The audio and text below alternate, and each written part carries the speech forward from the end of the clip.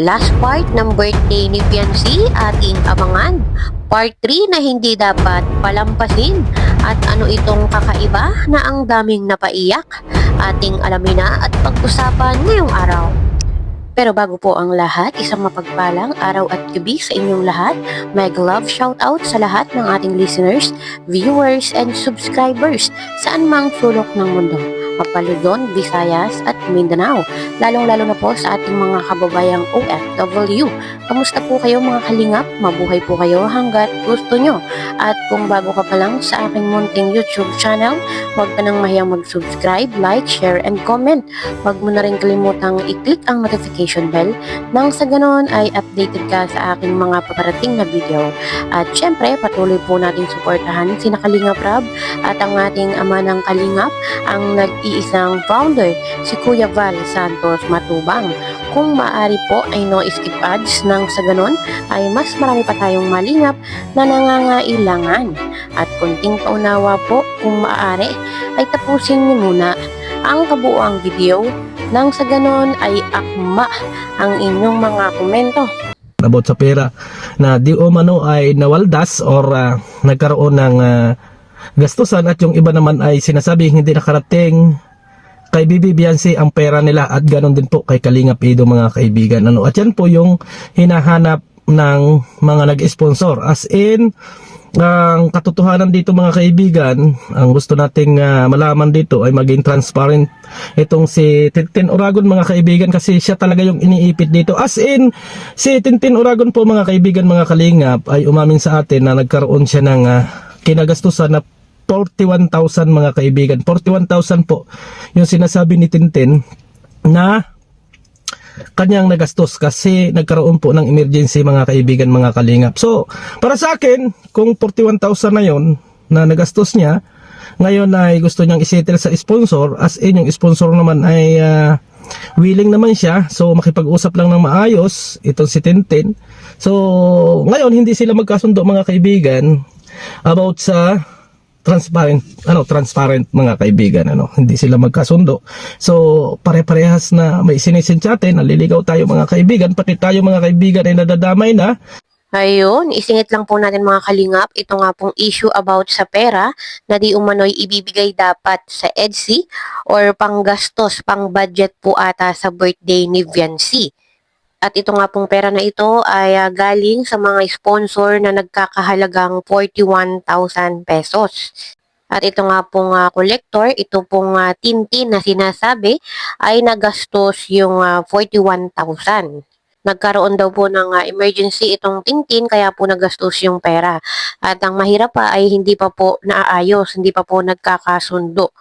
Sa kabila po ng masayang birthday ni Fiancé ay meron po palang ganitong problema. So para po sa akin mga kalingap, lalo na po pag usaping pera at ipinagkatiwala sa iyo, ibinigay sa iyo yung pera, ay hindi dapat galawin, hindi dapat gastusin.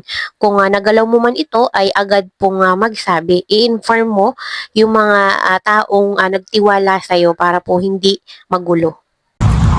Parang hindi nalalagyan yung lobby ng hangin. Kuya na masusunog siya.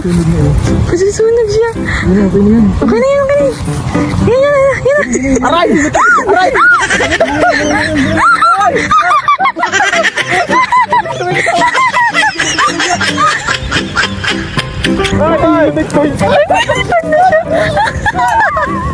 Epic.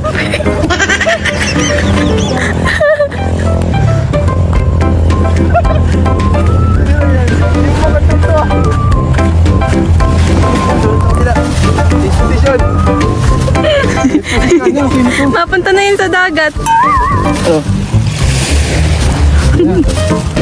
Yan na, yan na, yan na.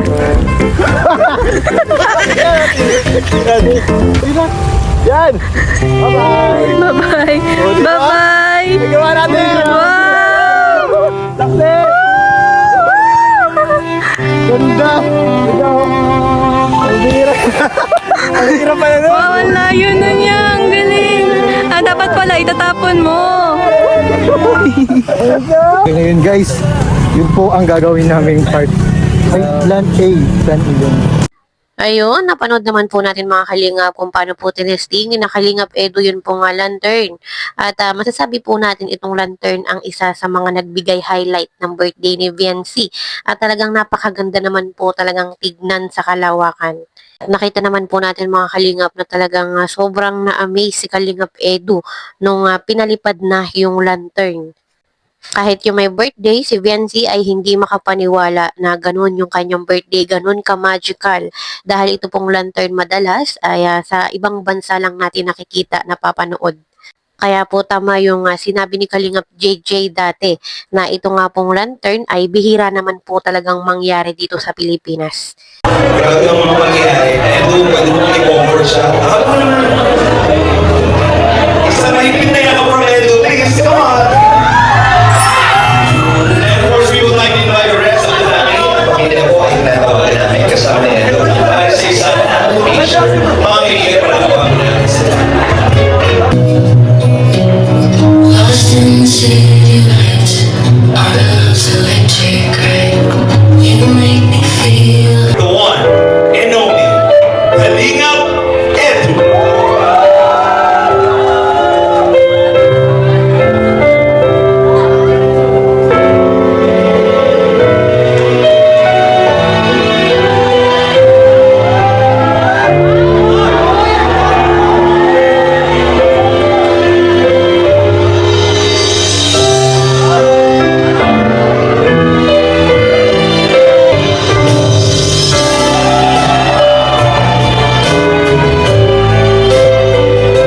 Yanap sa isa't isa. Thank you very much, ladies and gentlemen. Ayun, kahit sino ay maluluha pag ganun kaganda at kaingrande ang birthday lalo pa at nakikita at nandun lahat ng mga nagmamahal at sumusuporta sa'yo. Kaya abangan po natin mga kalingap yung last part, yun po nga part 3 ng birthday ni Viancy at malalaman na po natin yung promise. Yun po nga sinabi ng EDSI sa isa't isa. At bukod nga po dun mga kalingap ay marami pong naiyak dun po sa kakaibang cake ni Viancy. Sino pong hindi maiiyak, nakakapanghinayang i-slice, nakakapanghinayang kainin yung cake at talagang napakaganda.